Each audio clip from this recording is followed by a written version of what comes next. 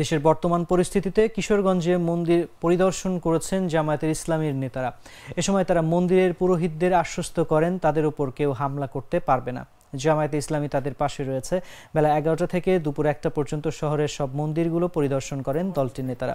শেখ হাসিনা পদত্যাগ করে দেশ ছাড়ার পর সারা দেশে মন্দির বা হিন্দু সম্প্রদায়ের উপর হামলা হতে পারে এমন আশঙ্কায় তাদের পাশে দাঁড়ান জামায়াতে ইসলামীর নেতারা।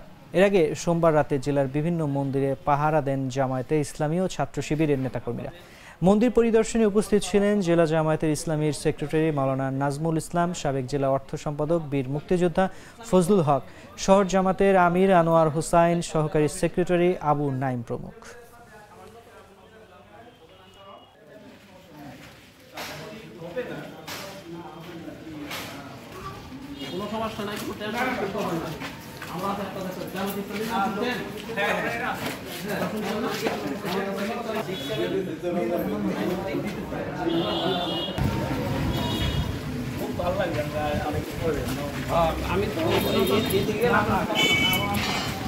আমরা গতকালকে থেকেই আমরা মেসেজ দিচ্ছি, বক্তৃতা বলছি, আমরা আমাদের কর্মীদেরকে নির্দেশ দিয়েছি যে পাড়া মহল্লায় যে যেখানে বাস করে তার আশেপাশের হিন্দু ভাইদের সাথে যোগাযোগ রাখবে, তাদেরকে সাহস দিবে, নিরাপত্তা বিধান করবে, মন্দিরগুলির কোনো ক্ষতি না হয় সেটা তারা দেখবে।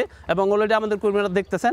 আজকে আমি আমাদের জেলা সেক্রেটারি সহ, জেলার নেতৃবৃন্দ সহ, শহরের নেতৃবৃন্দ সহ আমি নিজে বের হয়েছি এবং প্রত্যেকটা শহরের প্রত্যেকটা মন্দিরে আমরা যাব, পুরোহিতদের সাথে, কমিটির সাথে আমরা কথা বলবো এবং তাদেরকে এই আশ্বাসে আমরা দিব যে আপনাদের কোনো সমস্যা নাই, আপনারা নির্বিঘ্নে এখানে বসবাস করুন।